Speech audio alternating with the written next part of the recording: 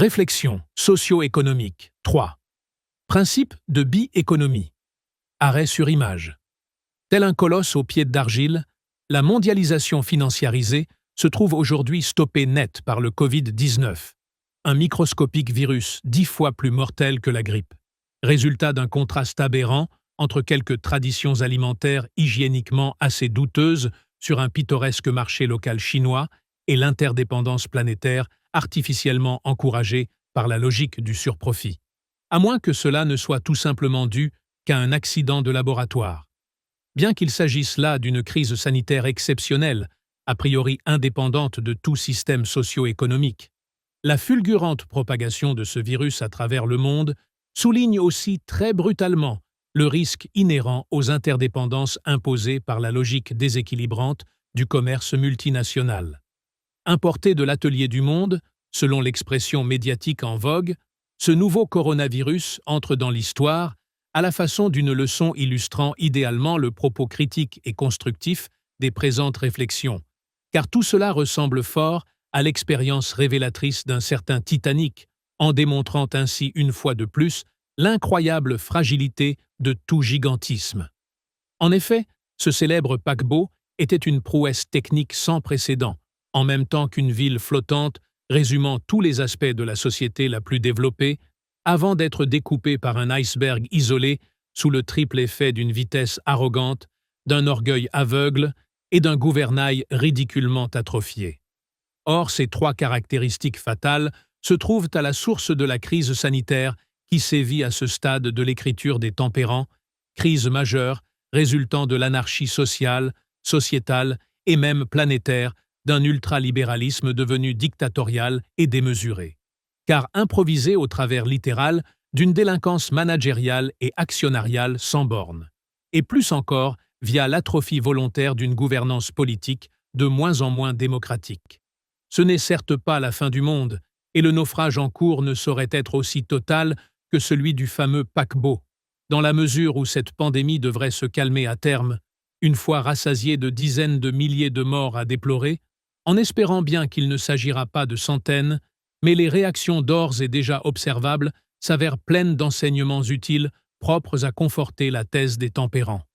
La panique immédiate, si égoïstement fébrile et spéculative des marchés financiers, précède et provoque tout à la fois la crise économique que l'enrayement des rouages industriels et commerciaux suscite de son côté dans l'économie réelle, au point de remettre en cause tout le système en place depuis des décennies. Cet état d'urgence historique et planétaire anticipe dès lors la crise écologique vers laquelle un tel système nous entraîne, en s'appliquant directement à l'espèce humaine responsable. Et il est pour le moins frappant d'observer ici que les mesures prises, les remèdes nécessaires et les réactions politiques sont aux antipodes des mantras ultralibéraux récités en chœur depuis si longtemps, prenant à rebours toutes les priorités imposées au peuple manipulé jusqu'à ce jour. Il n'est qu'à observer le retournement de veste instantané du président Macron, désormais prêt à déverser sans compter des dizaines, voire des centaines de milliards d'euros via l'Europe afin de sauver les entreprises et les emplois, quitte à envisager de nationaliser certaines activités, tandis qu'il déborde de louanges officielles à l'adresse de tous les personnels médicaux, après avoir si royalement ignoré leur juste doléance depuis qu'il est aux affaires. Ces promesses empressées de générosité sociale tout azimut pour sauver des meubles soudainement devenus des êtres humains risquent pourtant de coûter un pognon de dingue encore récemment dénoncé par le même pouvoir, tandis que, sur un autre plan, le gouvernement tout entier ose s'émouvoir du degré de dépendance de notre économie vis-à-vis de l'étranger et plus encore de la Chine, à plus forte raison dans le domaine crucial des principes actifs médicamenteux et autres équipements vitaux rendus nécessaires par les circonstances. C'est dire à quel point la stratégie du zéro stock, du profit à court terme et de la spéculation anticipée sur la croissance en prend pour son grade dans un tel contexte, et ce, au point de voir une grande puissance économique comme la France manquer si cruellement de masques de protection ou de fournitures industrielles élémentaires. Sans vergogne aucune, et tout en se chamaillant vainement sur la réponse budgétaire urgente, censée pallier les multiples conséquences économiques et sociales de la crise en cours, Les promoteurs de l'Europe libérale et de la mondialisation heureuse, mise en place par le principe électoral des pseudo-démocraties, parlent désormais de confinement, d'isolement, de frontières à contrôler ou à fermer, mais également de réindustrialisation, de solidarité, de priorités humaines et sociales, comme s'ils avaient été soudainement frappés par la grâce d'une illumination à la faveur de cette plaie sanitaire. En référence inconsciente à la minuté objective, la survie physique et individuelle que sous-entend la simple existence semble reprendre toute son importance dans la psychologie de nos sachants et surdominants, alors même que le système historique qu'ils ont jusqu'à présent défendu est entièrement basé sur l'exploitation sans limite ou l'abandon des mêmes populations aujourd'hui menacées, prouvant au passage que tout système faussement démocratique a besoin de la survie pour mieux oppresser la vie. En quelque sorte, toute société insuffisamment civilisée vous autorise autant le droit de survivre qu'elle vous interdit le droit de vivre au sens complet de ce dernier terme. Cela dit, soudainement replacés face à leurs responsabilités par cet enjeu vital et exceptionnel, le président Macron et le gouvernement français font preuve de réelle humanité, de bonne volonté, ainsi que d'une relative compétence dans l'urgence extrême qui prévaut, prenant à bras le corps leur devoir de sauveteur afin de parer au plus pressé et de limiter le nombre de victimes, ce qui, pour l'heure, ne semble hélas pas être le cas de tous les pays, faute de moyens ou de volonté politique. Dans ses plus récentes allocutions, le président français semble avoir ouvert les yeux sur une réalité qui pourrait faire évoluer sa conception du pouvoir et de la logique ultralibérale, ce qui serait une bénédiction inespérée pour la majorité de ses concitoyens, tant il serait dommage que cela ne soit qu'une parenthèse idéologique forcée, doublée d'une récupération politique à des fins électorales. Quoi qu'il en soit, la pause généralisée impliquée par le confinement et le brusque ralentissement économique qui en découle ne peuvent être que bénéfiques d'un point de vue culturel et sociétal, à la façon d'un incident technique obligeant un automobiliste inconscient à ralentir avant le virage dangereux que sa vitesse excessive aurait à coup sûr rendu fatal. C'est en effet l'occasion pour chacun d'entre nous de se recentrer sur l'essentiel, la famille, le voisinage immédiat, de faire le tri entre le nécessaire et le superflu pour les provisions minimales à stocker par précaution et surtout de renouer avec la valeur suprême du temps. En restant chez eux, nombre de nos compatriotes auront ainsi l'occasion unique de réfléchir enfin aux vraies priorités et de savourer la moindre nourriture comme rare et précieuse, sans compter le plaisir de s'adonner à quelque activité habituellement impossible faute de temps, jusqu'au point de comprendre qu'il est plus épanouissant de faire soi-même ce dont on a besoin, plutôt que d'acheter tel objet ou service tout fait, d'autoproduire selon ses capacités plutôt que de consommer passivement en se rendant anormalement dépendant. Ainsi donc, toute crise est-elle l'occasion d'un apprentissage profitable, et celle du Covid-19 n'échappe pas à la règle selon laquelle tout obstacle n'est qu'un marchepied qui nous grandit, d'autant que nous avons lutté. En l'occurrence, la folie de l'actuelle mondialisation à la sauce financière est désormais rendue évidente par la voracité d'un simple micro-organisme, démontrant à quel point une gestion locale et humaine des priorités s'impose de toute urgence, tant du point de vue écologique que socio-économique et politique, ce qui nous ramène tout droit sur les rails des présentes réflexions. Concernant la France, il est possible que la crise actuelle fasse très prochainement le lit politique des écologistes, seule façon d'éviter l'empoisonnement le plus immédiat de nos sociétés, tout autant qu'un risque réel d'extrémisme politique. Mais il serait vain d'en attendre grand-chose, car l'improvisation toujours opportuniste qui caractérise les partis politiques en l'absence de démocratie authentique ne saurait suffire à terme sans les solutions cohérentes que la recherche ici développée s'efforce de dessiner pour le bien d'un avenir plus juste et plus pacifique. D'où l'intérêt de refermer cette parenthèse historique et de poursuivre résolument le propos des tempérants. 1. Le dilemme socio-économique. Les réflexions du chapitre précédent font clairement apparaître le besoin de dépasser la contradiction permanente qui empoisonne jusqu'à présent l'histoire de notre humanité et occasionne toutes les formes de violence collective conduisant tôt ou tard à l'effondrement des sociétés humaines. Entre le social et l'économique, où l'humain et le matériel, un fossé permanent s'est peu à peu creusé au fil de la complexification des communautés ou civilisations, opposant la réalité comptable des priorités économiques aux comportements sociaux qui leur donnent corps, tandis que par ailleurs, l'échelle croissante des interdépendances qui en découlent a fini par opposer l'individu et la société de façon quasi schizophrène. Cette constante dualité entre les besoins légitimes de liberté individuelle et d'égalité minimale sans laquelle ladite liberté ne saurait s'appliquer à tous, aboutit logiquement au besoin d'inverser la priorité entre les deux premiers termes de la belle devise républicaine française, pour garantir d'abord une égalité minimale, à partir de laquelle une authentique liberté peut s'épanouir sans risque d'opprimer qui que ce soit de façon vitale.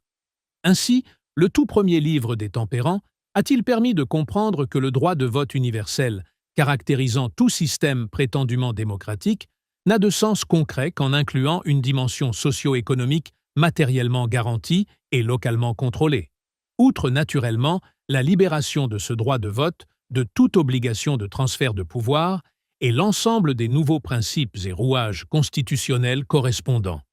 En réalité, comme l'histoire le démontre encore jusqu'à présent, la liberté a toujours prévalu sur l'égalité en la précédant par la force, c'est-à-dire via telle ou telle forme de violence plus ou moins admise en fonction du développement matériel et culturel des diverses populations concernées.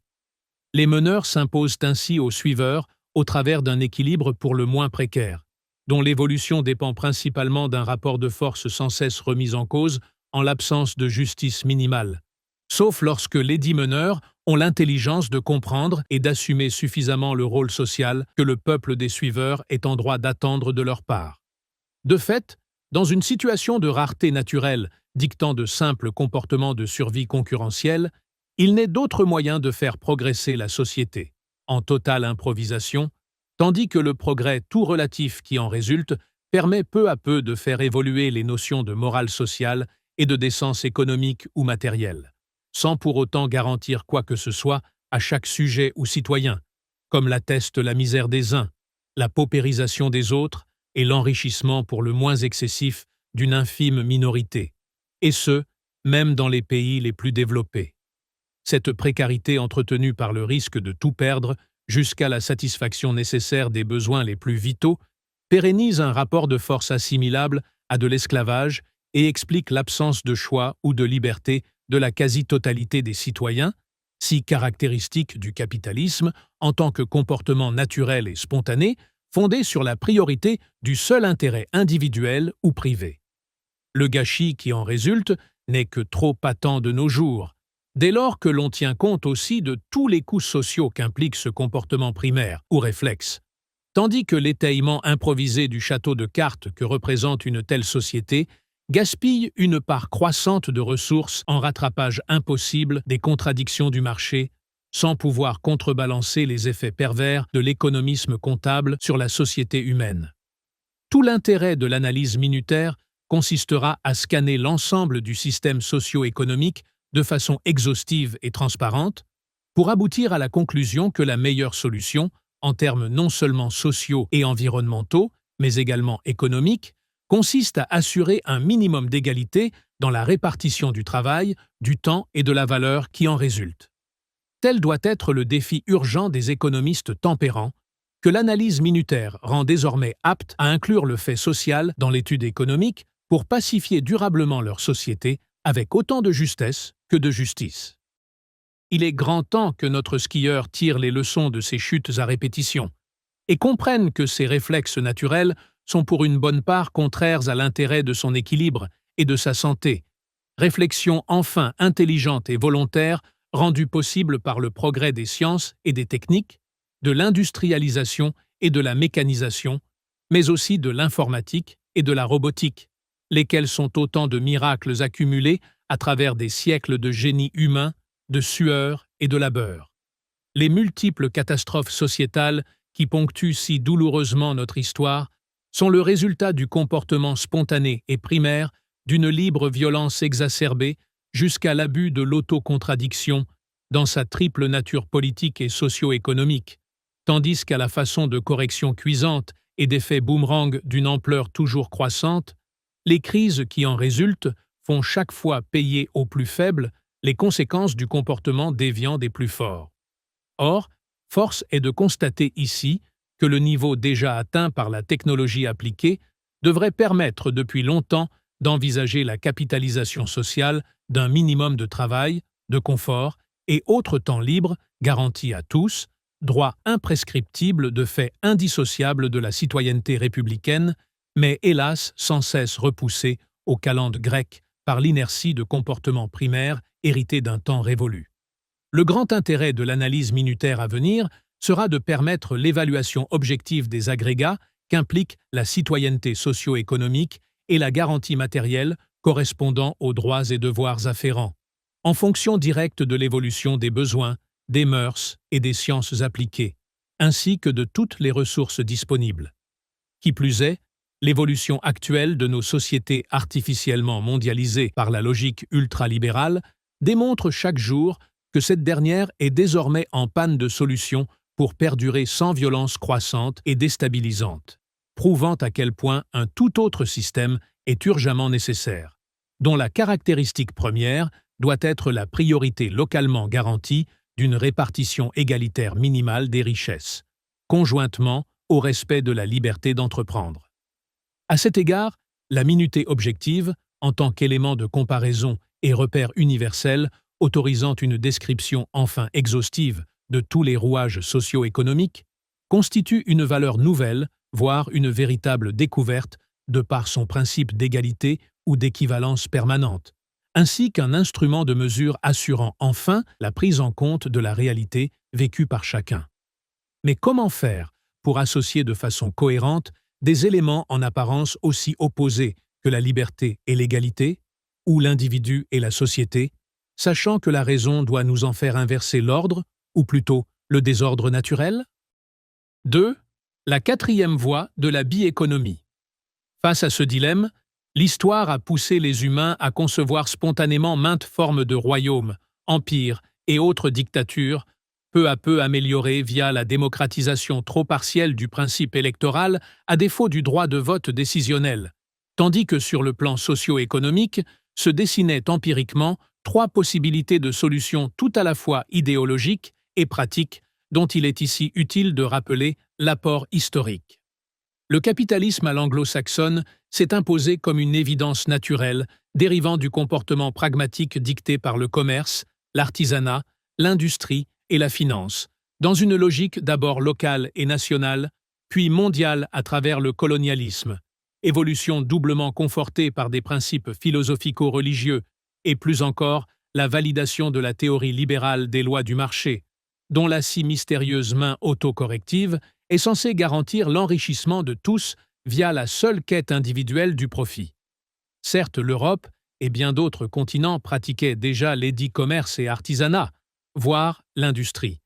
Mais le vrai capitalisme à très grande échelle, délibérément et militairement sous-tendu par une vision politique impérialiste, s'est épanoui de la façon la plus aboutie en Grande-Bretagne, puis aux États-Unis, leaders mondiaux historiques de cette pratique, justifiée en pensée libérale, puis néolibérale ou ultralibérale. Face à cette évolution et en réaction contre les conditions de vie inhumaines que l'exploitation des masses autorisait via le capitalisme pur et dur, les thèses communistes et socialistes n'ont pas manqué de prendre corps, particulièrement grâce à l'œuvre de Karl Marx, suscitant l'avènement historique de dictatures dites du prolétariat, lesquelles ont surtout permis un renouvellement du personnel autocratique sous l'emprise de leaders tels que Staline et Mao Tse-tung pour former en URSS et en Chine de vastes empires dictatoriaux au prix de centaines de millions de morts et d'une privation totale de liberté individuelle. De nombreux pays, soi-disant révolutionnaires, se sont ainsi construits sur l'antithèse du capitalisme, tandis que ces 2 modèles d'empire ont dominé le monde via maints États vassaux ou satellites, en s'enrichissant d'une guerre d'influence commerciale et militaire quasi continue pour le plus grand malheur du XXe siècle. À terme, l'échec du socialisme façon communisme en tant que système centralisé est devenu patent depuis la disparition de l'URSS, sans pour autant empêcher la Chine de conserver depuis lors le faux prétexte de cette vitrine politique en se convertissant à l'économie de marché via un mariage d'intérêts bien compris avec le capitalisme multinational. Preuve, s'il en fallait, du caractère dictatorial de l'ultralibéralisme devenu monopolistique et financier. Entre ces deux extrémités impérialistes du capitalisme absolu et des dictatures pseudo-socialistes, l'Europe continentale semble avoir spontanément opté pour une synthèse en forme de compromis via la nécessaire acceptation d'un État-providence associé à une relative liberté individuelle, exception faite des dérives nationalistes des pires moments du siècle dernier.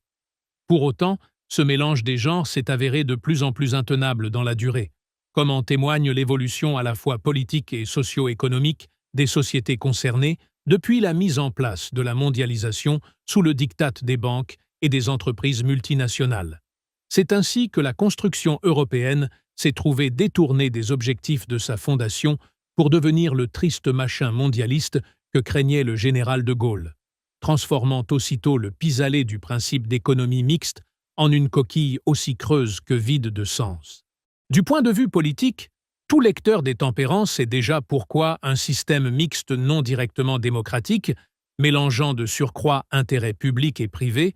finit par se corrompre au service des pouvoirs économiques et financiers, ne serait-ce qu'à travers les lobbies, tandis que l'incompatibilité de ces mêmes intérêts ouvre la porte à tous les abus déjà largement étudiés dans les précédentes réflexions.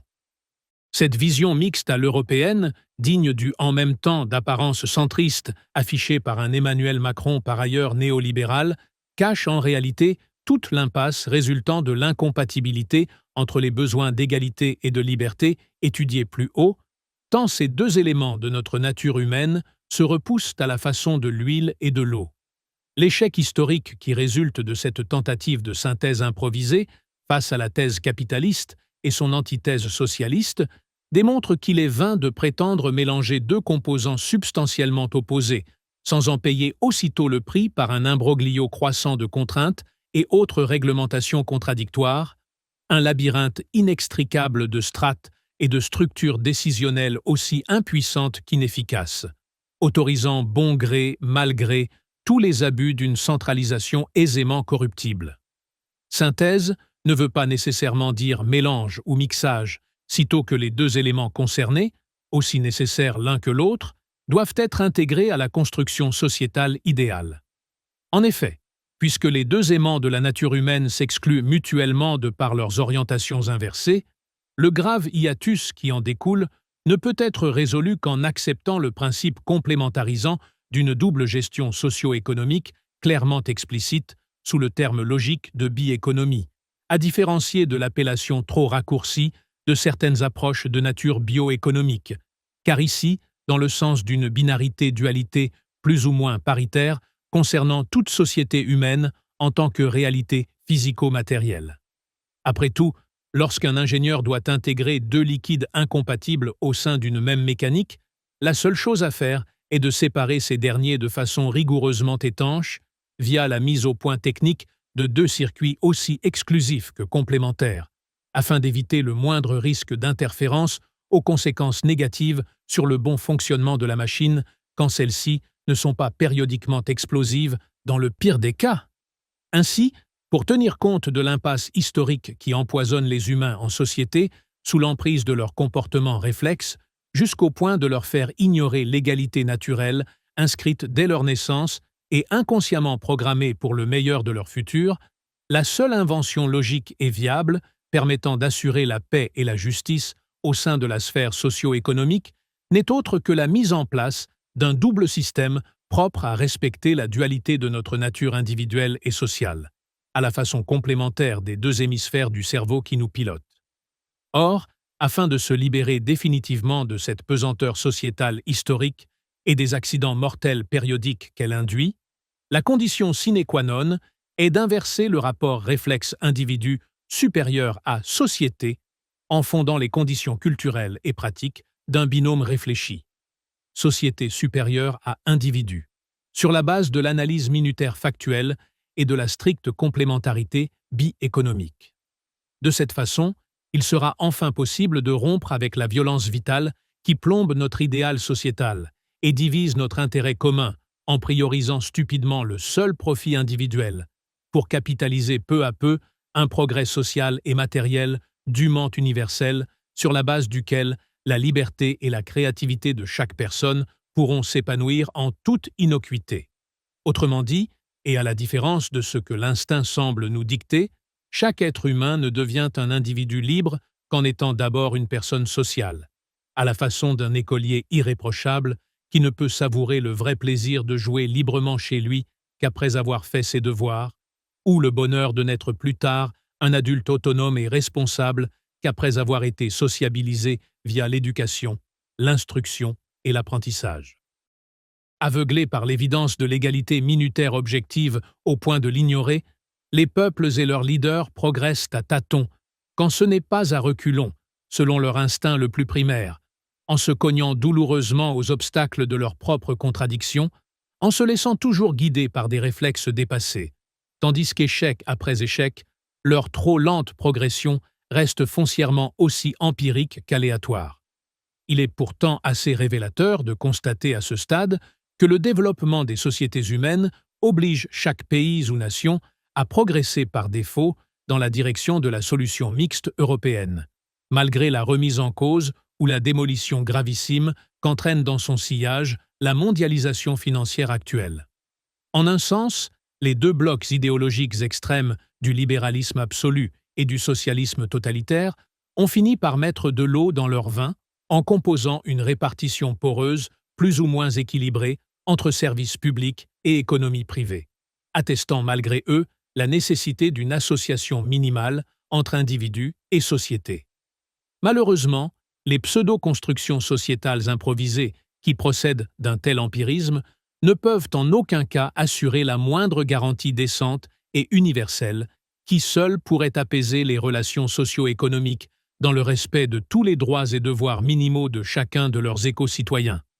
La proportion croissante des besoins collectifs, voire universels, qui caractérise plus que jamais le développement des sociétés les plus évoluées, montre que l'association complémentaire des deux pièces du puzzle sociétal est indispensable, et plus encore que la réussite pérenne de toute culture ou civilisation dépend directement de la satisfaction du plus grand nombre possible de ses participants, dans le respect d'un équilibre subtil et jusqu'à présent très insuffisant, associant la force de la multitude à la libre initiative de chacun. Or, jusqu'à présent, ce noble objectif plus ou moins avoué n'est approché que bien trop rarement, et surtout d'une façon bancale et maladroite, propice au pire gaspillage, en raison même de l'absence d'instruments de mesure objectifs, et plus encore, de frontières cohérentes entre les dites sphères publiques et privées, lesquelles devraient enfin pouvoir se compléter de façon dynamique en épargnant autant que faire se peut la peine des humains et les ressources limitées de leur environnement. La quatrième voie doit donc inclure les deux premières, en les différenciant de façon strictement complémentaire, grâce à l'application du principe bi-économique, c'est-à-dire la mise en place d'une économie publique incluant tous les citoyens sur une base minutaire égalitaire, afin d'assurer enfin à chacun le minimum vital correspondant à la garantie citoyenne, ainsi que la fonction sociale qui lui correspond. C'est donc, d'une manière ou d'une autre, l'association cohérente, en deux temps complémentaires, d'un socialisme localement et démocratiquement géré et d'un libéralisme retrouvé, guéri de tous ses excès historiques. Tout l'enjeu de la bi-économie consiste à promouvoir une analyse enfin objective de la double réalité socio-économique qui s'impose à chaque communauté humaine, en séparant les deux faces de notre nature sociale afin de les rendre strictement complémentaires, sans qu'aucune interférence entre les deux logiques sous-jacentes ne puisse transgresser la frontière ainsi définie au fil de l'évolution future. C'est aussi la seule façon de s'émanciper définitivement des malheurs humains et terrestres qu'engendrent encore l'inégalité vitale et toutes les formes de violence quotidiennes qui en procèdent, en ouvrant une quatrième voie cohérente face aux trois impasses sociétales déjà éculées par la longue histoire des générations passées.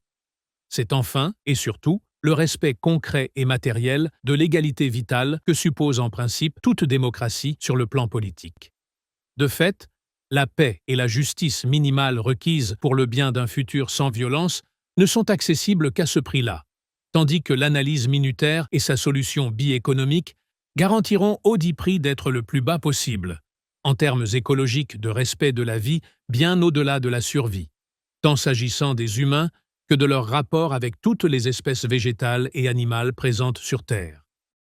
Sur un plan plus sociologique, le principe minutaire et l'astuce technique biéconomique qui la complètent aboutiront à terme à la quasi-disparition des classes sociales étanches typiques de l'ordre, ou plutôt du désordre, historique usuel, rejoignant en cela certaines réflexions du premier livre des Tempérants.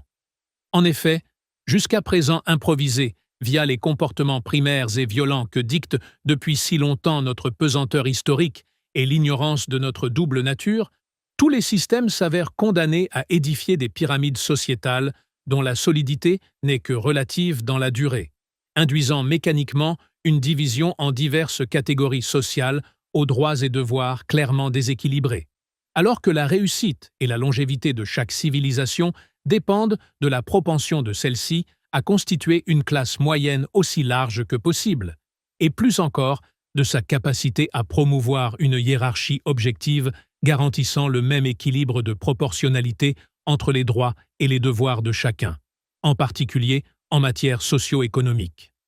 Au sein de la plupart des sociétés actuelles, il semble en effet que l'on puisse globalement résumer ces multiples portraits sociétaux en une sorte de triptyque vertical de proportions variables, mais révélant toujours au sommet une classe dominante très minoritaire rassemblant les décideurs et autres leaders détenant les vrais pouvoirs, puis, en son milieu, une classe moyenne le plus souvent majoritaire produisant de fait la richesse commune et dont la moitié inférieure est la plus exploitée. Et pour finir, à sa base, une classe de laissés pour compte regroupant selon les appellations du moment les nécessiteux, les actifs néo-précarisés, les assistés, les oubliés de la République et autres drop-out dont le triste point commun est d'être en situation de pauvreté et dès lors privés de vie matérielle et sociale décente d'une manière ou d'une autre, dans le sens d'un minimum vital historiquement évolutif en fonction du niveau et de la nature du développement de chaque société. Ce rappel complète utilement le portrait de notre pyramide dans sa verticalité, et la tendance actuelle, si exacerbée par la mondialisation, nous démontre une fois de plus que cet ordre imposé par l'histoire via la loi du plus fort se fonde sur des comportements réflexes biaisés dont les conséquences sont immanquablement l'abus de pouvoir, quel que soit le domaine sociétal considéré, la violence organisée en système de plus en plus faussement démocratique, et, pour finir, l'effondrement accéléré par déclassement ou précarisation de la classe moyenne et corruption contagieuse du sommet jusqu'à la base, faisant tôt ou tard régresser la communauté vers une société de type féodal ou médiéval, quand ce n'est pas vers l'anarchie la plus primaire ou son symétrique de dictature.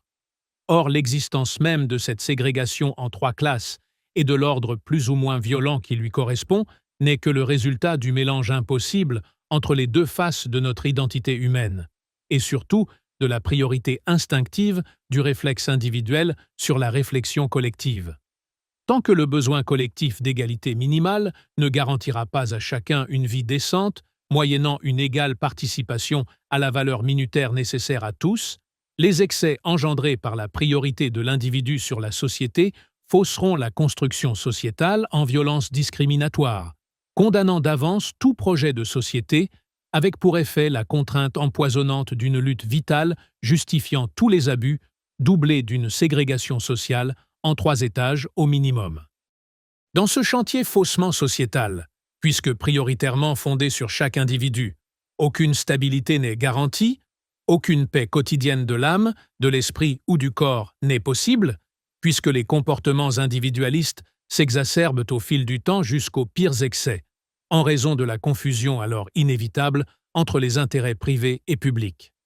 Il va de soi que de pareils systèmes, historiquement faussés par des conditions originelles de rareté qui dictent encore notre animalité primaire, s'avèrent totalement contraires à l'égalité minutaire objective qui définit le droit minimal de chacun à une existence décente.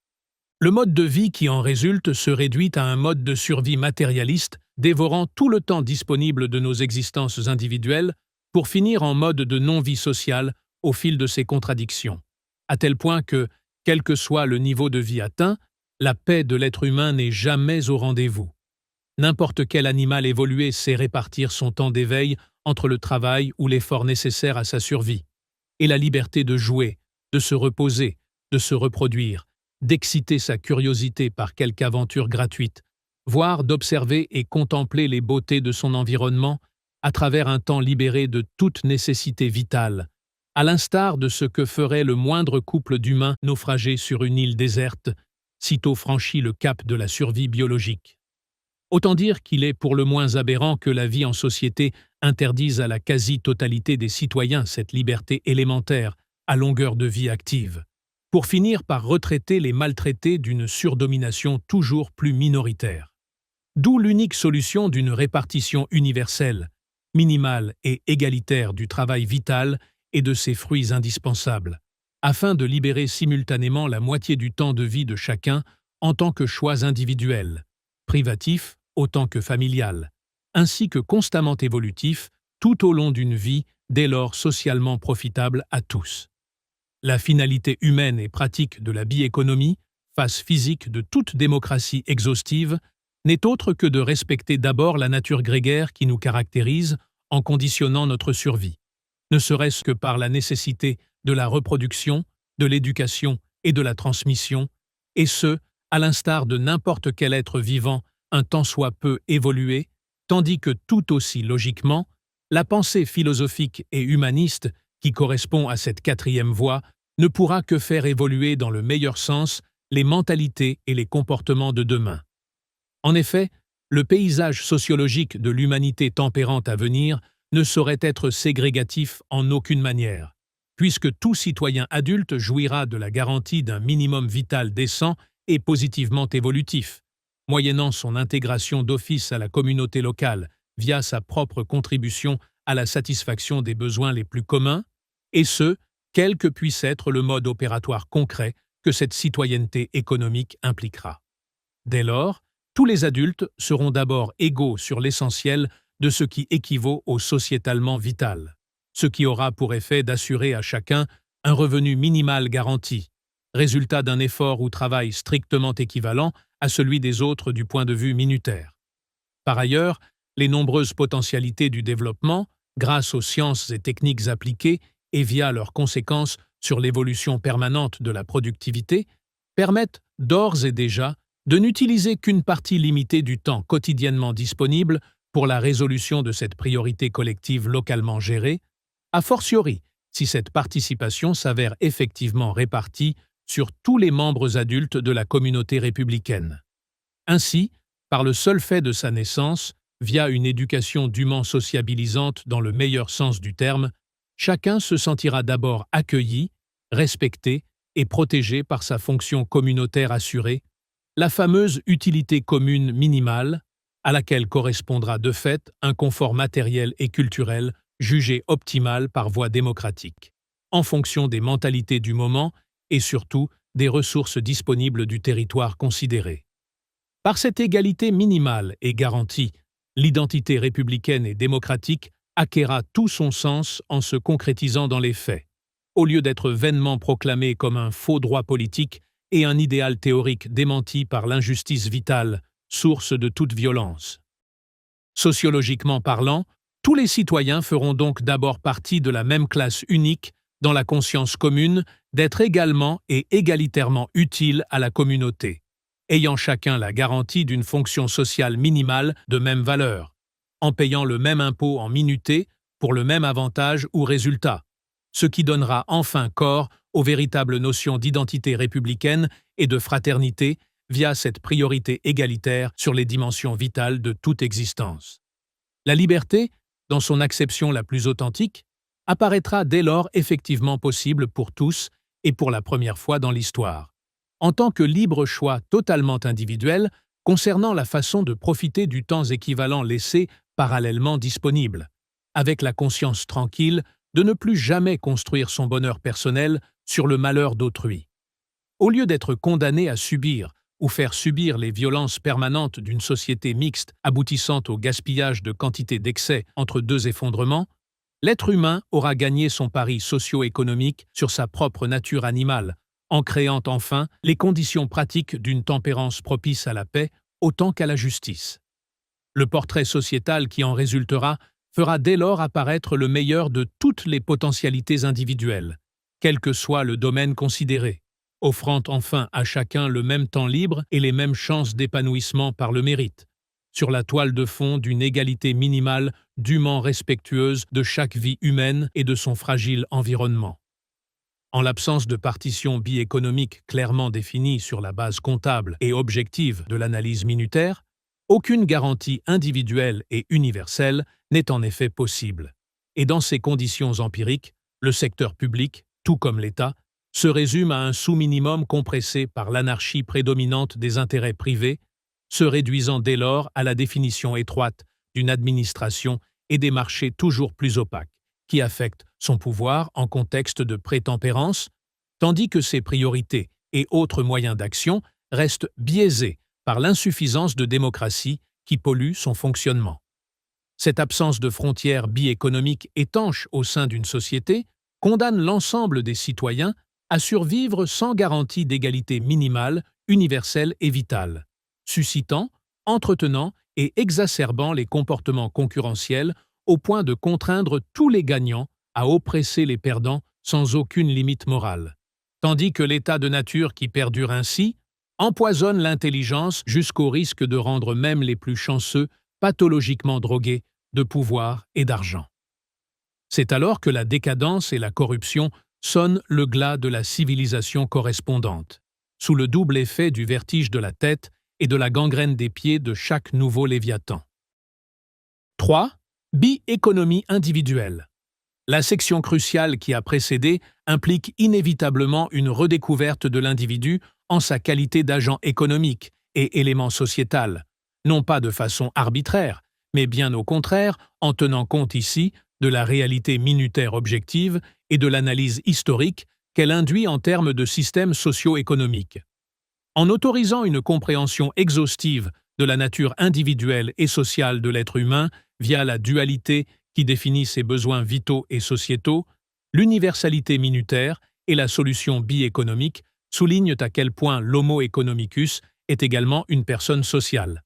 Il faut entendre par là que le juste besoin individuel de confort, de sécurité et de liberté est tout aussi nécessaire qu'insuffisant, puisqu'il se double simultanément du besoin d'utilité sociale, de reconnaissance et d'égalité minimale au sein de quelques communautés.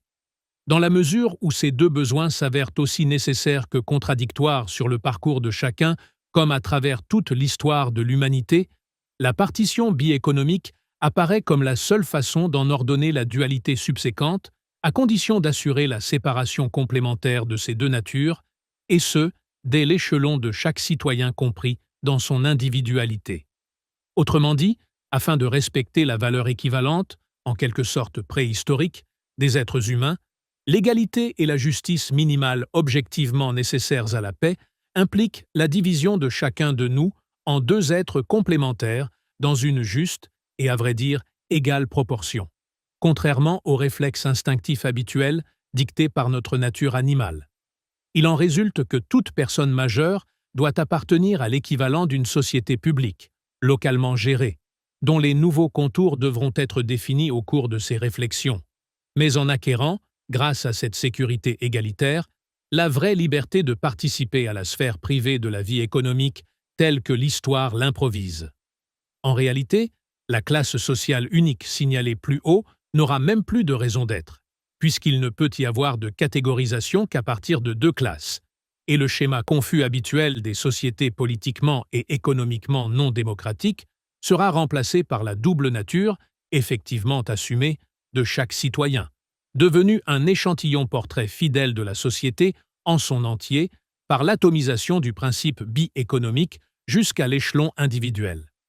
La classification sociale, en tant qu'utile hiérarchisation historiquement fondée, même sur des critères subjectifs, n'aura dès lors plus le moindre effet pervers sur la dignité et la décence vitale ainsi universalisées, puisqu'il va de soi que seule l'économie toujours aussi libre du secteur privé permettra à chaque citoyen de faire évoluer son statut historique, via l'addition d'une progression personnelle dès lors amplement méritée.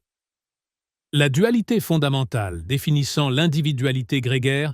fait potentiellement de chacun d'entre nous un fonctionnaire doublé d'un capitaliste, si l'on accepte de caricaturer les choses pour mieux résumer l'essence contradictoire de notre double nature.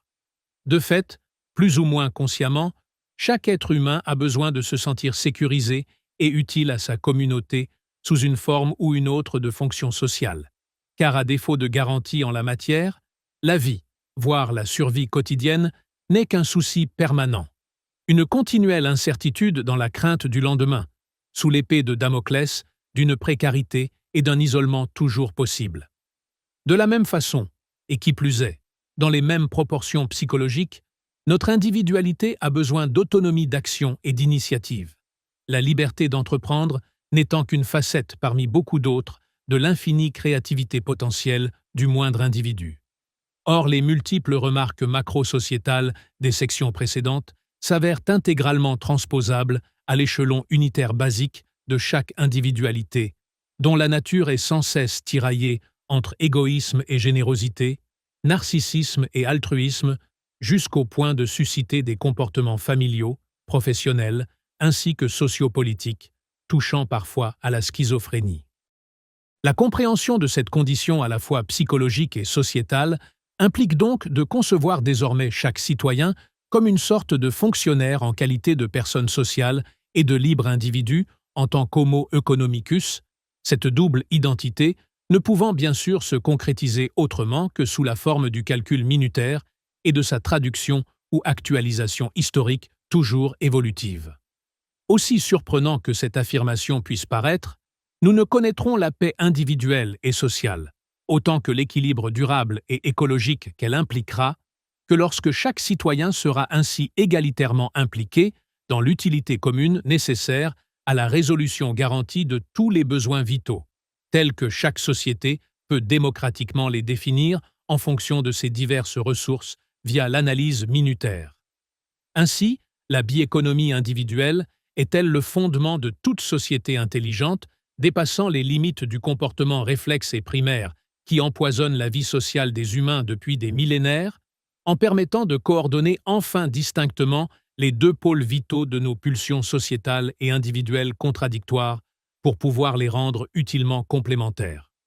Contrairement au mélange confus qui nous dicte tant d'erreurs depuis les premières communautés humaines et dont la caractéristique est de promouvoir sans cesse un ordre vertical discriminatoire, peu ou prou, imposé par la force et la violence, la partition en quelque sorte verticale, autorisée par le parallélisme ou la subdivision simultanée de deux temps de vie en parfaite correspondance vis-à-vis de leurs finalités individuelles et collectives, rendra tous les citoyens équitablement libres et utiles.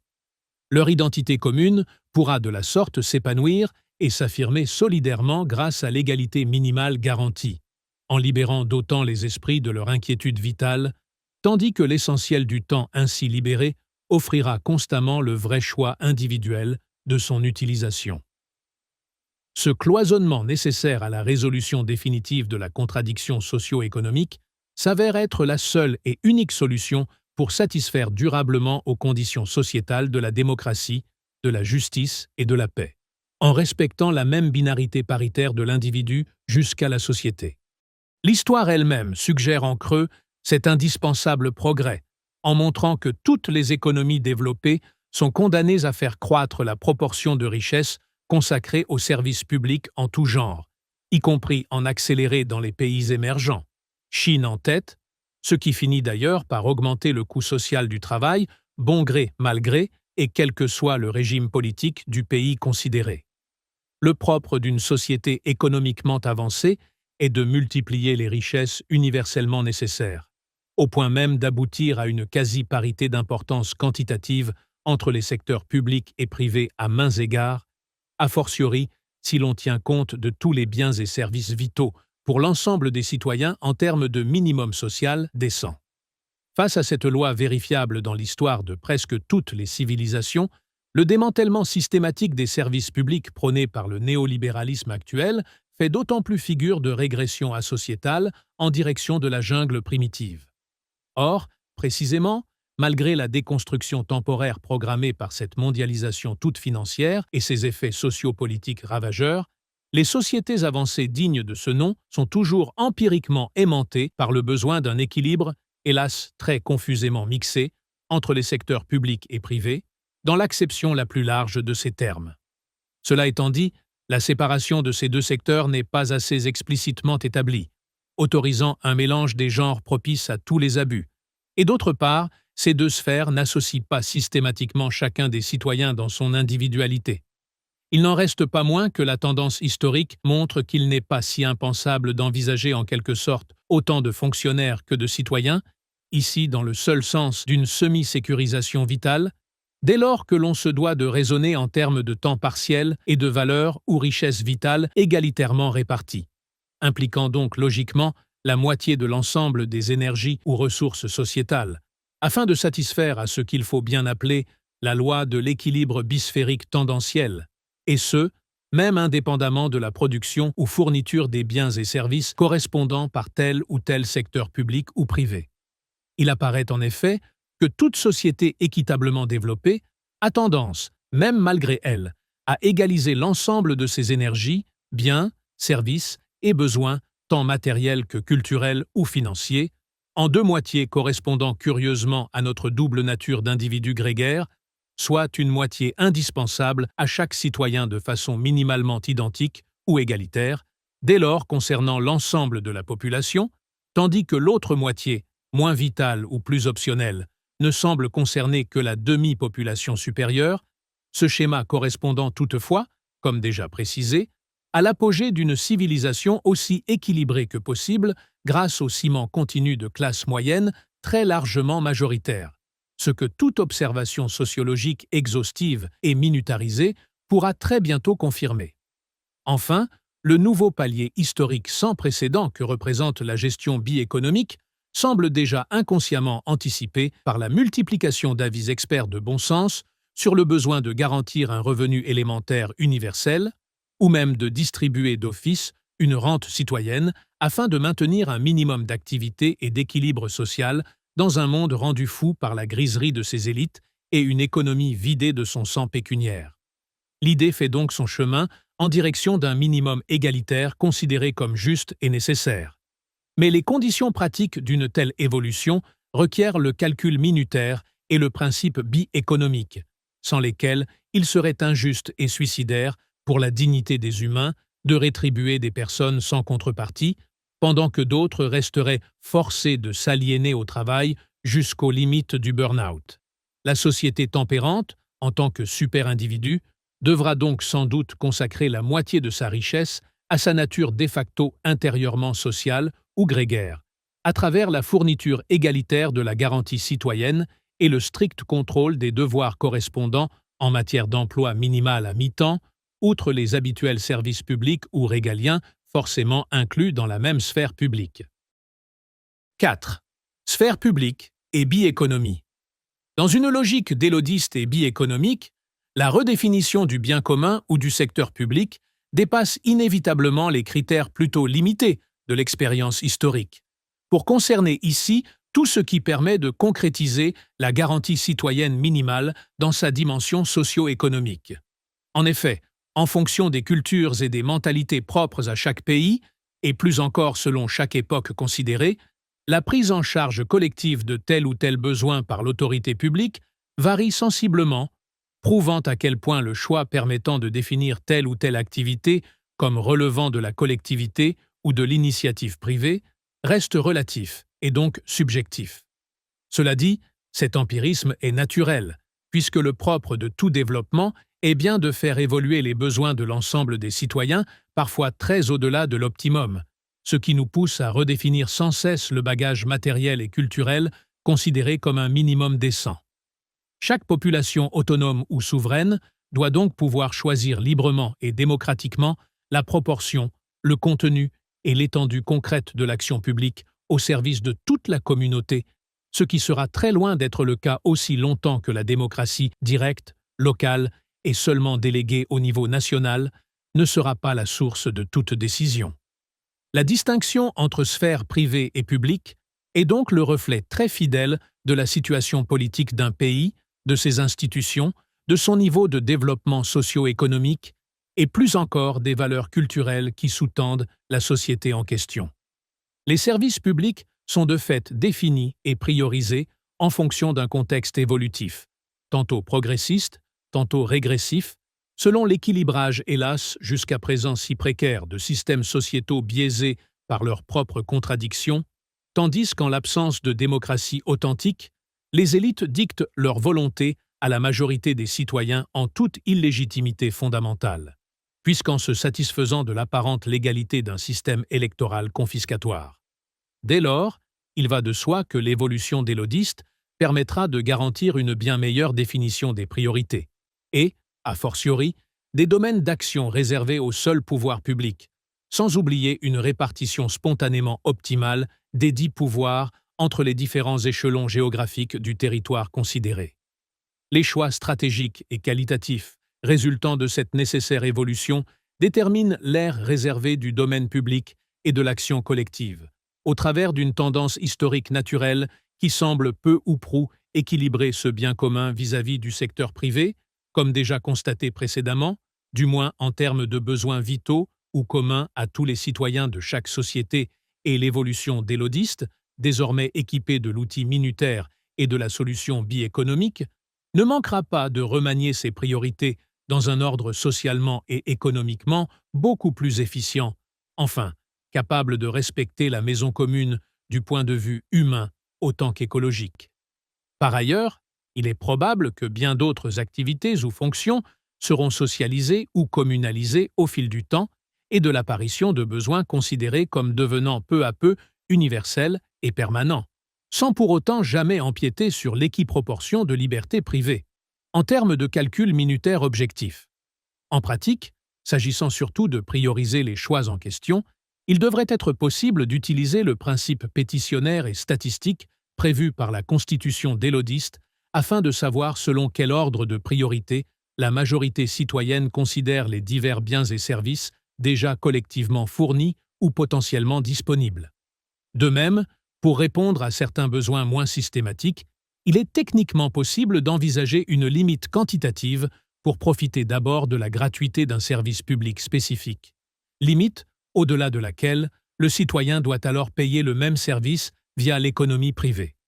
En toute logique historique, le dit domaine public sera appelé à croître en importance, jusqu'à atteindre le maximum de 50% de la richesse totale, que cela soit en secteur public ou par sous-traitance du secteur privé, attestant directement la démocratisation d'une croissance économique optimisée et pérennisée en progrès social partagé, tandis que l'efficacité autorisée par des innovations techniques et scientifiques toujours plus performantes permettra de réduire d'autant, pour chacun des citoyens, le temps et le rythme de travail nécessaires à la satisfaction de ses besoins individuels et collectifs vitaux, c'est-à-dire déjà amplement suffisants.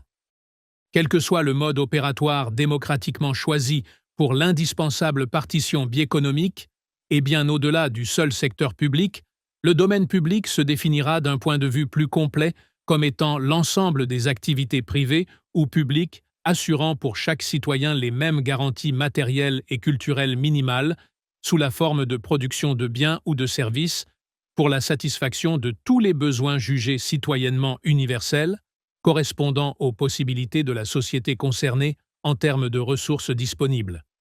Ce droit élémentaire fait partie intégrante de l'égalité constitutionnelle dans sa dimension matérielle afin de garantir l'essentiel des besoins les plus concrets, sans la satisfaction desquels aucune liberté de choix, ni même de temps personnel, et donc d'implication culturelle et politique, ne saurait être assurée pour tous les citoyens. Le droit sans précédent ainsi obtenu par chacun se doublera du devoir simultané de participer au service public dans la limite du temps et des moyens nécessaires à la satisfaction de cette garantie citoyenne par la collectivité, sur la base d'une organisation minutaire contrôlée aussi localement que possible et démocratiquement gérée. Cela implique donc un égal statut pour tous les citoyens au sein du domaine public, sous la forme minutairement proportionnée d'une participation le plus souvent financière via l'impôt, en relation objective et variable avec les revenus de chacun, et plus rarement par le biais d'un service citoyen à mi-temps, s'agissant des adultes qui ne sont pas autonomes du point de vue socio-économique, puisque chaque être humain naissant en société acquiert simultanément le droit et le devoir d'endosser un rôle social à part entière,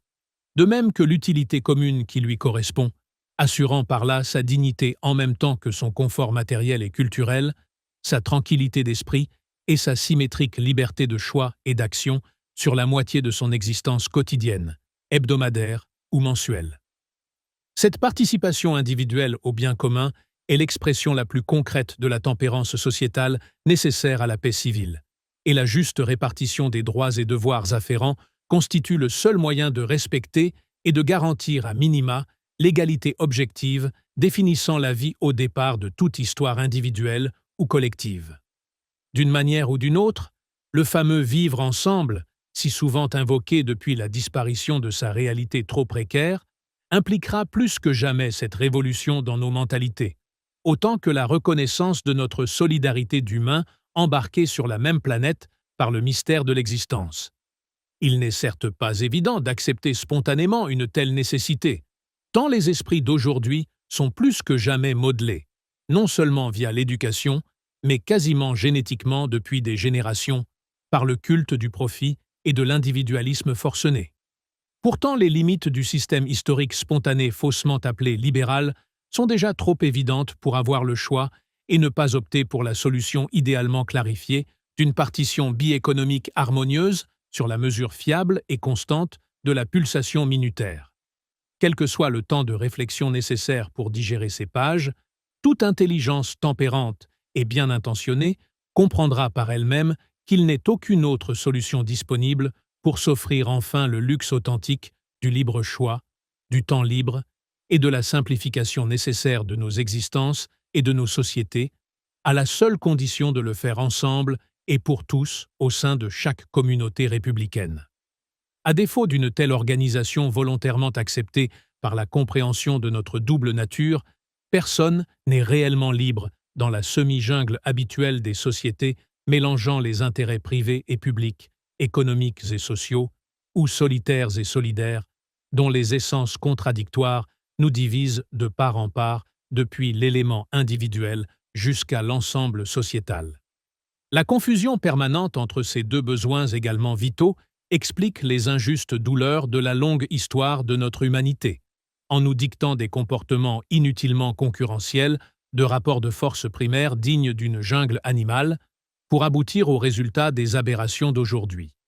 De fait, en l'absence de la double société, rendue techniquement possible par le principe biéconomique sur la seule base de la référence minutaire objective et universelle, chacun se trouve encore stupidement condamné à lutter pour survivre, à dominer pour vivre mieux, voire à tricher pour accumuler au-delà de toute décence, au prix du gaspillage généralisé du temps si précieux qui fait toute la valeur de chaque existence.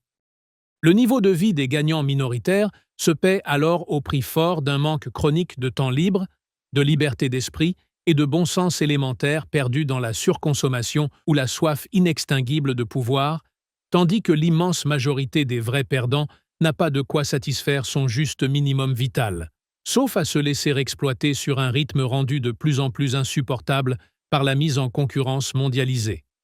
En perpétuant ainsi le brouillage des cartes publiques et privées sans définition rationnelle ou étanche de ces deux hémisphères sociétaux ni sanctuarisation d'un minimum vital égalitaire, nos sociétés gaspillent toujours plus d'argent et de temps, autrement dit, de valeurs minutaires et de vie humaine, au point de mettre en péril tout l'équilibre planétaire, faute de savoir régler intelligemment les contrastes excessifs et à terme explosifs du tableau sociétal de chaque aventure collective. Pire encore, c'est précisément ce mélange de genres incohérents qui oblige tous les rouages de nos sociétés humaines à se complexifier inutilement autant qu'à grossir indéfiniment, sans pour autant satisfaire la quête essentielle d'un bonheur équilibré par la sécurité d'une juste paix civile. La précarité psychologique si naturellement entretenue par les conditions historiques de notre vie terrestre nous dictera le mauvais réflexe du skieur novice régulièrement accidenté, aussi longtemps que la répartition économique de nos tendances contradictoires en deux temps parallèles distincts ne sera pas démocratiquement assurée par et pour chaque individu, ni contrôlée le plus localement possible. La violence endémique, plus ou moins explicite, des nombreux systèmes sociétaux testés jusqu'à présent via une histoire toujours oppressante et souvent sanglante, résulte de fait de cette confusion comportementale primaire, véritable dilemme dont la résolution n'est possible qu'en acceptant enfin la clarification biéconomique de notre ambivalence terrestre, via une analyse minutaire libérée de tout préjugé social, culturel ou idéologique. En s'appuyant sur les fantastiques progrès de la connaissance, dont les potentialités n'attendent plus qu'un nouveau cap à la hauteur de l'idéal humaniste du tempérant qui sommeille en chaque personne, la solution biéconomique ici proposée offre la seule issue pertinente pour résoudre l'équation qui définit notre pesanteur sociétale. Le propre de l'homme n'est-il pas en effet de chercher à comprendre les mécanismes du monde qui l'entoure pour se libérer de ses limites en respectant les lois, comme c'était le cas pour son rêve de voler tel un oiseau? C'est pourquoi, dans le domaine désormais crucial des sciences sociales, la prochaine étape de notre humanisation encore incomplète passera inévitablement par l'application du principe biéconomique et du calcul minutaire pour ce qui concerne l'économie, aussi sûrement que tout progrès politique substantiel supposera la mise en place d'une forme ou d'une autre de constitution délodiste.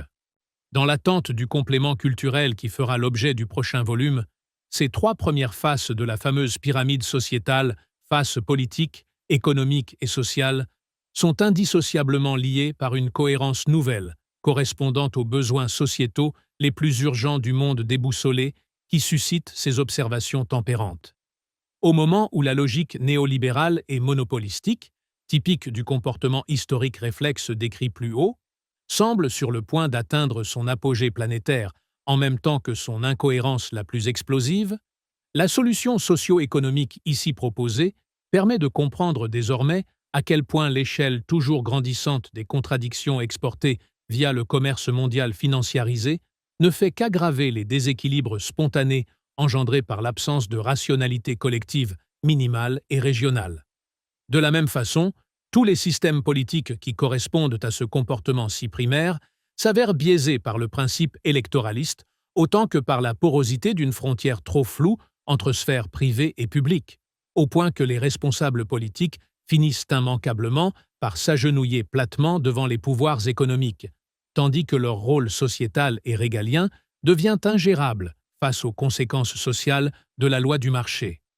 Or, vue sous le nouvel éclairage de l'approche biéconomique, cette évolution, comparable au pathétique pédalage d'un cycliste sur un vélo dépourvu de chaîne, corrobore toutes les remarques qui précèdent au travers d'un surplace humain et social de plus en plus exténuant et énergivore, ce que tant de citoyens peuvent observer quotidiennement en subissant la fuite d'un temps mal vécu, sous l'emprise d'une délétère accélération. À ce stade des présentes réflexions, force est donc de noter que la socialisation partielle de principes et par le calcul minutaire ou semi-sécurisation légale de l'ensemble des citoyens de chaque société s'avère incontournable pour l'avenir de notre humanité, si le monde doit progresser vers la paix via une justice ainsi devenue universelle, quelles que soient les modalités que l'application de cette invention nécessaire induise, comme l'occasion se présentera de le remarquer ultérieurement. Constatons pour l'instant qu'il s'agit ni plus ni moins d'une révolution culturelle au sens le plus noble du terme, dont l'intérêt sans précédent est de clarifier et simplifier la complexité sociétale en se libérant de la confusion caractéristique de nos comportements historiques les plus instinctifs. Par le moyen de la biéconomie minutarisée, les conditions socio-économiques de la sérénité individuelle et de la paix sociale, tant communautaire qu'internationale, se verront enfin toutes réunies, tandis que les économies de vie, de temps et de ressources naturelles qui en résulteront rendront le développement et sa croissance modérée enfin compatibles avec le respect de l'environnement, du fait que ces deux moteurs du progrès humain ne seront plus suralimentés par les excès nocifs et cumulatifs que tout déséquilibre sociétal habituel nourrit via ses propres contradictions. Dès lors, une croissance durable, vertueuse, raisonnable et partagée pourra voir le jour, en lieu et place de la frénésie boulimique actuelle, laquelle, au bout du compte, ne satisfait personne de façon équilibrée. D'une manière ou d'une autre, que cela puisse s'organiser concrètement ou grâce à certains calculs de répartition,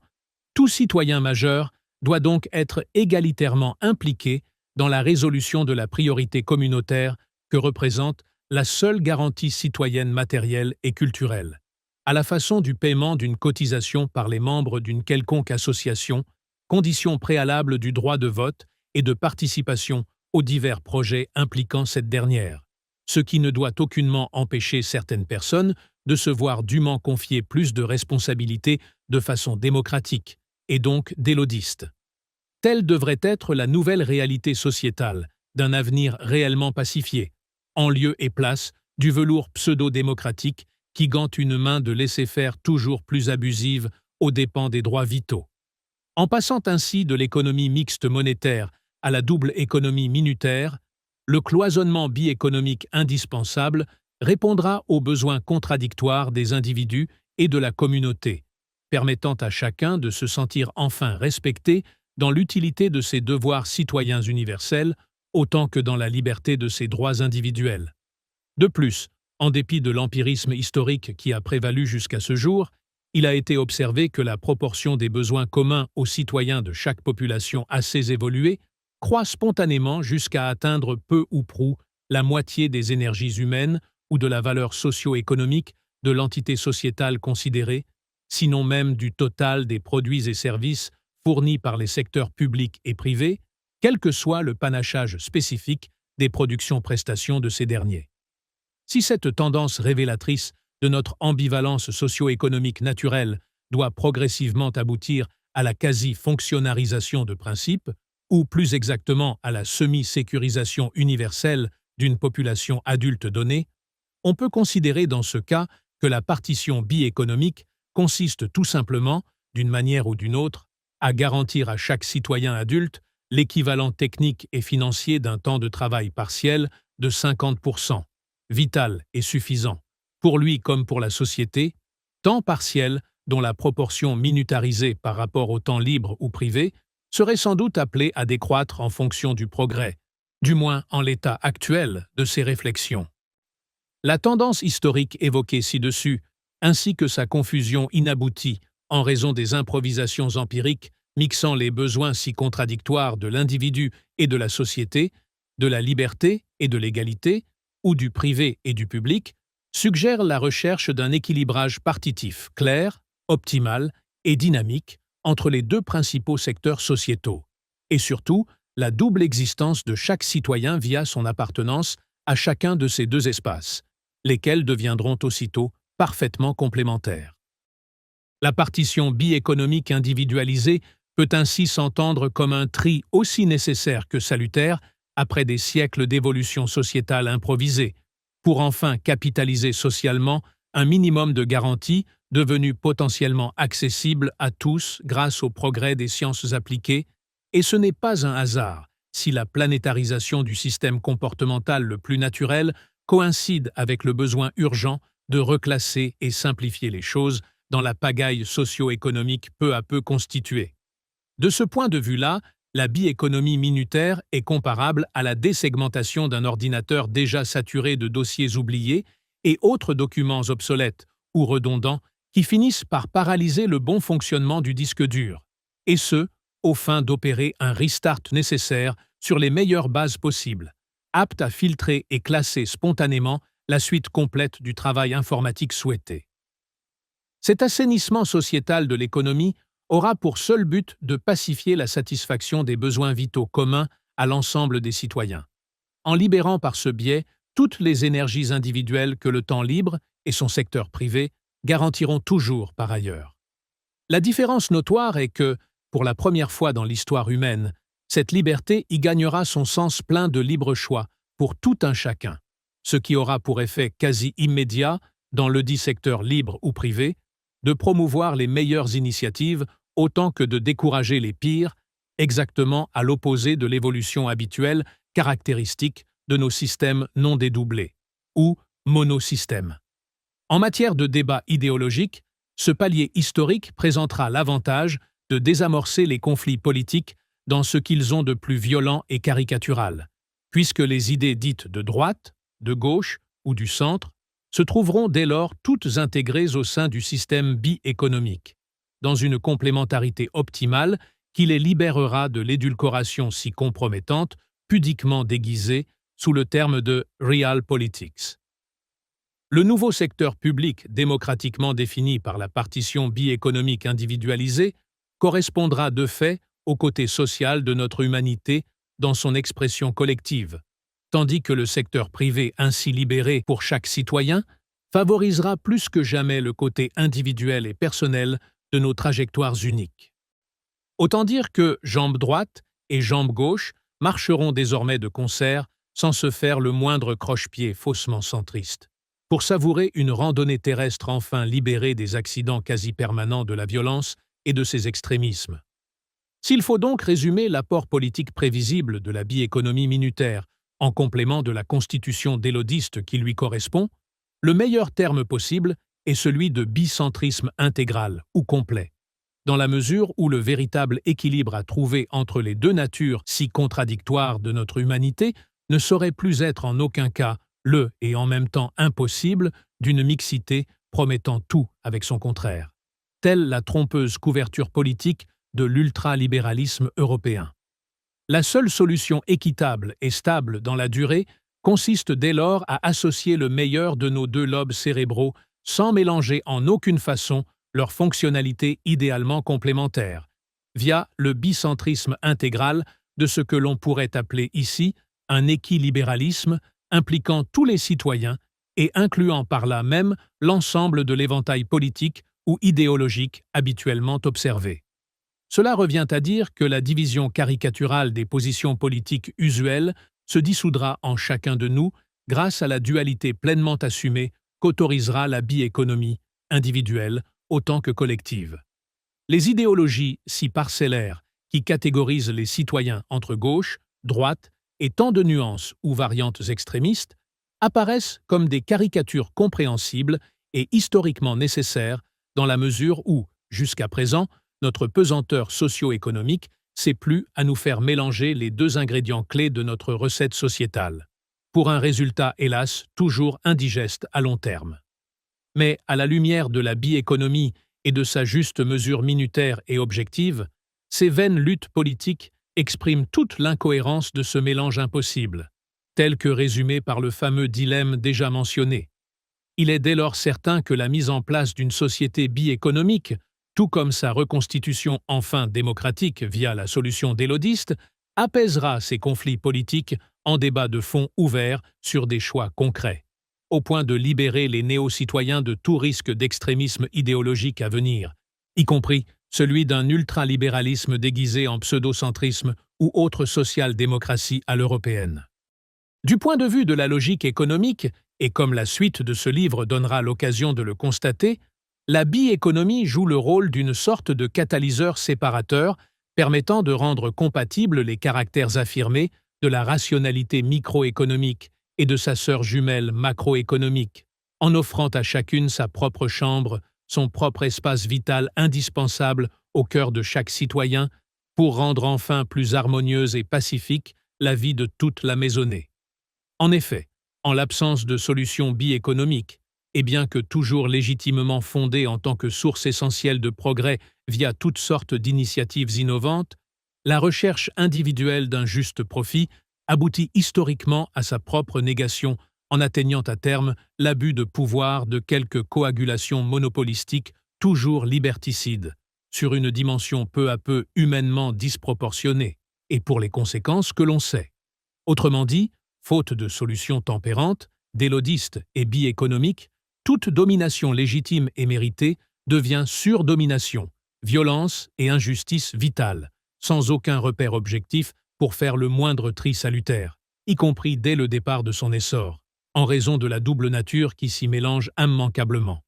D'où le besoin, non seulement de libérer le temps de son carcan de surtravail, mais aussi de répartir les seuls excès du surprofit pour rendre la justice vitale due à chaque citoyen adulte, moyennant la garantie d'exercer une activité à mi-temps, en tant que droit et devoir constitutionnel. Face à ce dilemme de rationalité impliquant principalement les profits, les salaires et autres prix, les contradictions d'échelle que tout circuit économique renvoie en boomerang disparaîtront grâce à l'effet à la fois dissociatif et complémentarisant de la solution bi-économique dans la vie de chaque citoyen. De fait, l'opposition de nos deux natures socio-économiques, habituellement révélée par le changement d'échelle entre la microéconomie d'entreprise et la macroéconomie sociétale, se résoudra dès l'échelon individuel et local sans impliquer la moindre contradiction au niveau de la comptabilité nationale, grâce à son effet de capitalisation sociale évolutive. Par ce dédoublement généralisé à tous les citoyens adultes, le catalyseur biéconomique permettra de précipiter au fond de l'éprouvette tous les éléments d'un minimum social devenu peu à peu sanctuarisé au fil du libre bouillonnement d'une histoire dont le secteur privé restera toujours le principal moteur, surtout en matière d'innovation. Ainsi se constituera le fameux cœur pyramidal sécurisé. La double économie, voire la double société, qui apparaît là aux yeux du lecteur, est tout sauf l'effet d'une fatigue visuelle, puisque, tant du point de vue politique qu'idéologique ou socio-économique, l'astuce biéconomique correspond au bon sens commun de la plus évidente des lois physiques en matière de balance minimale. Car, sauf à parler d'un engin solitaire à deux roues qui ne saurait convenir à la situation d'une société, l'équilibre de tout moyen de locomotion routière, un tant soit peu collectif, repose sur la répartition spatiale judicieuse de quatre roues tout aussi complémentaires que les faces d'une certaine pyramide. Dans cet exemple quelque peu prosaïque, la séparation rationnelle proposée à travers ce chapitre correspond à l'espacement des deux roues de chaque essieu, tout comme il en est forcément de même pour les rails d'une voie ferrée. Faute de quoi, depuis le début de l'histoire des humains, nos réflexes primaires nous font rouler tantôt sur un unique côté jusqu'à l'extrême, tantôt sur deux roues centrales dont l'une est toujours derrière l'autre, tandis que les passagers se disputent le privilège de conduire, dans l'ignorance de la seule solution d'équilibre durable, au risque ainsi garanti de quelque accident périodique aggravé par la vitesse d'une fuite en avant.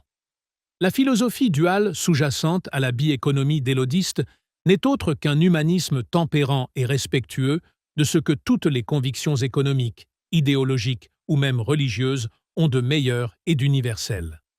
Non seulement cette solution à la fois simple et pratique permettra de respecter enfin les lois quasiment physiques des sociétés humaines, mais encore rejoindra-t-elle l'essence de nos idéaux les plus élevés, prouvant en cela à quel point les multiples chemins de la pensée et de la connaissance peuvent se rejoindre au-dessus des mêlées habituelles, sitôt qu'une avancée utile peut correspondre aux attentes de chaque période critique de l'histoire.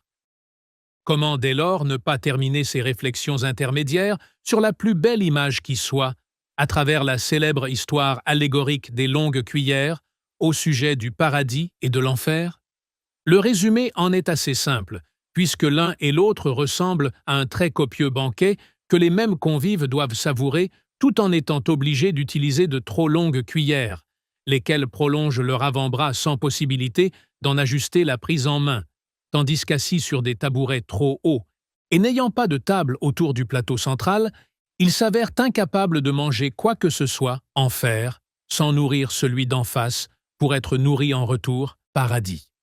Malgré une origine encore incertaine que seuls des historiens ou anthropologues pourraient peut-être éclaircir en datant ou en localisant l'invention de la cuillère, cette légende offre une percutante illustration du propos qui se termine ici, tant par la simple invention pratique qui solutionne judicieusement ce dilemme, que par les valeurs morales et humaines qui suscitent la bonne réaction. De fait, la vie terrestre ne sera qu'un enfer déguisé foncièrement injuste et violent aussi longtemps que l'intérêt individuel prévaudra de façon vitale sur l'intelligence sociale, puisqu'en réalité, la générosité minimale d'une semi-égalité prioritaire est dans l'intérêt préalable de chacun.